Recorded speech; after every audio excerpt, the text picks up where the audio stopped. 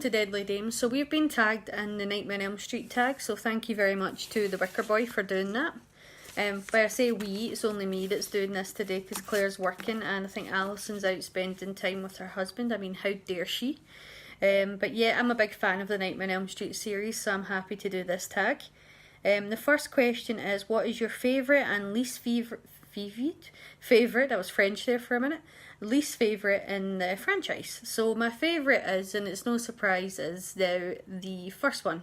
Now, we've actually done a ranking of this series before, but since then I actually have watched all of them, and these have probably changed. You know what it's like when you've watched a franchise ages ago and then you rewatch it, your opinions change. So you might find that our opinion, well, my opinion, I keep saying our, but my opinions may have changed from that video to this one.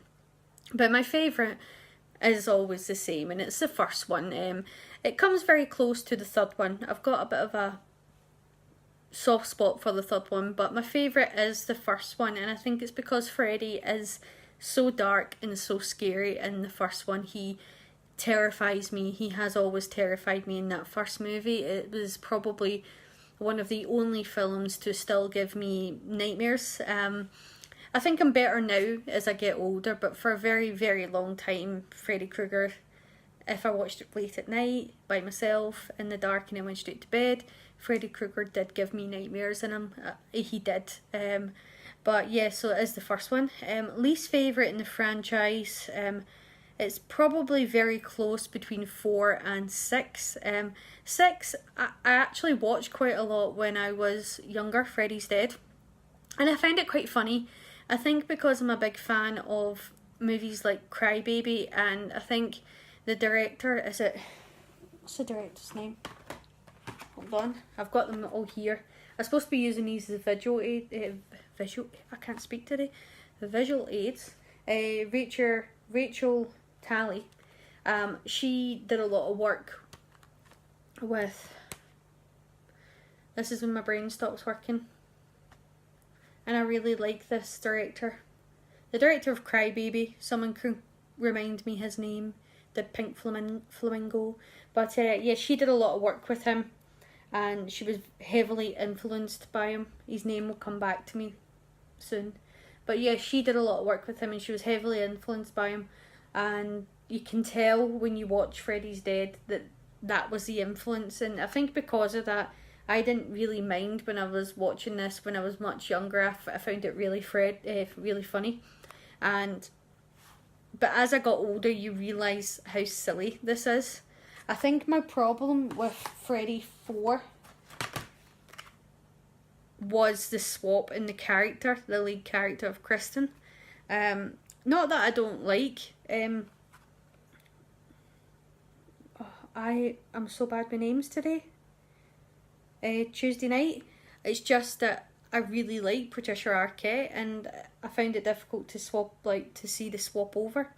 But I'd probably say my least favourite is this one. I know that's terrible, but yeah, Dream Master is probably my least favourite in the series over Freddy's Dead.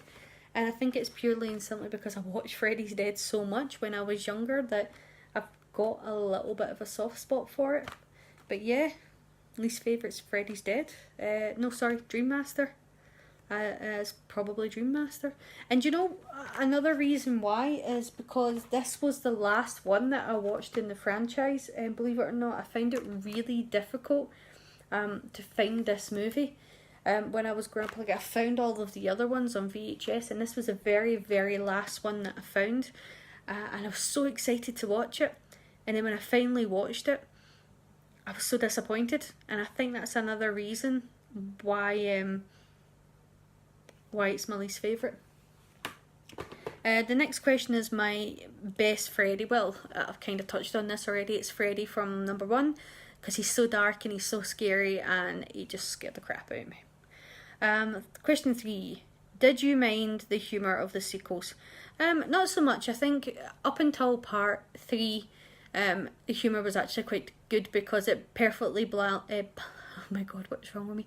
Balanced humour and terror really well. Part 3, Freddy is still scary, but the humour is still good. After that, when you've got the humour in 4 and 5, it's pushing a little bit too much towards just humour, and then obviously in 6, it's just silly. It becomes more of a comedy. New Nightmare brings it back to scary, and then back to Freddy vs Jason, it's back to just kind of silly.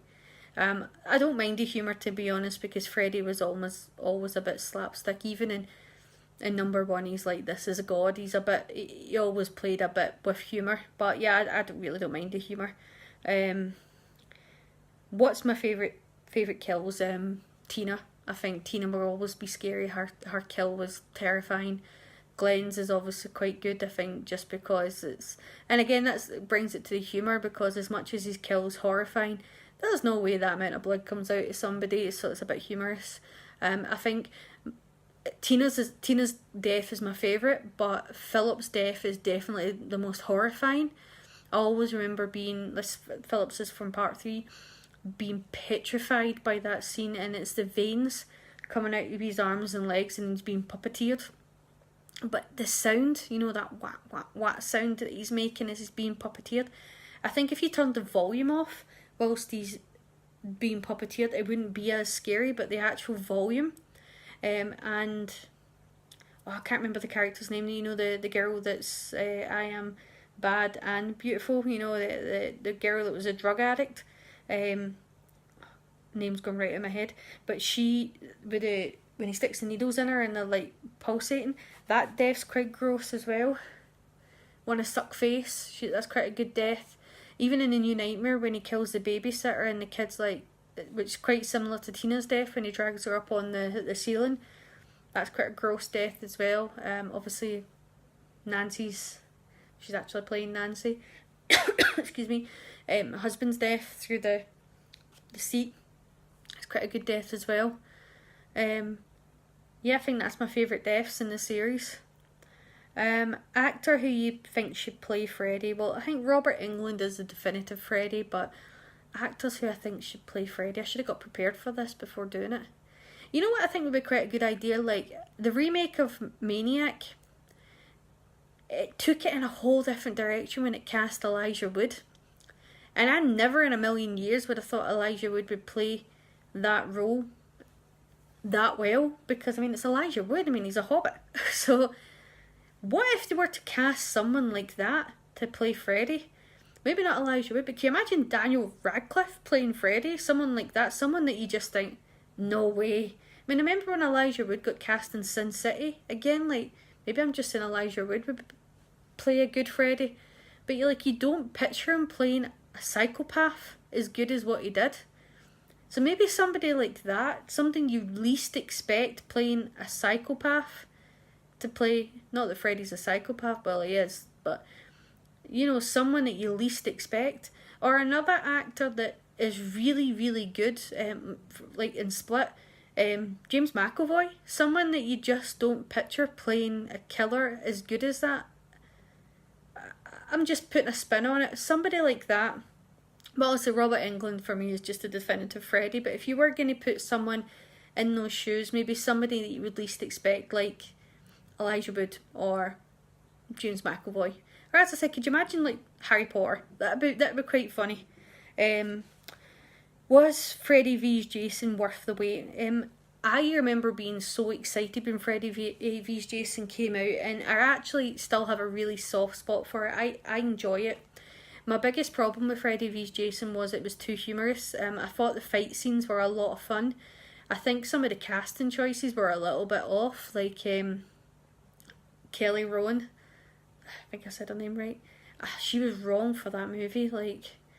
I think she looked a lot older than the rest of the cast, but I think she was wrong for the movie. I love Catherine Isabel, but she had too small a part. I think she should have been a bigger character in it.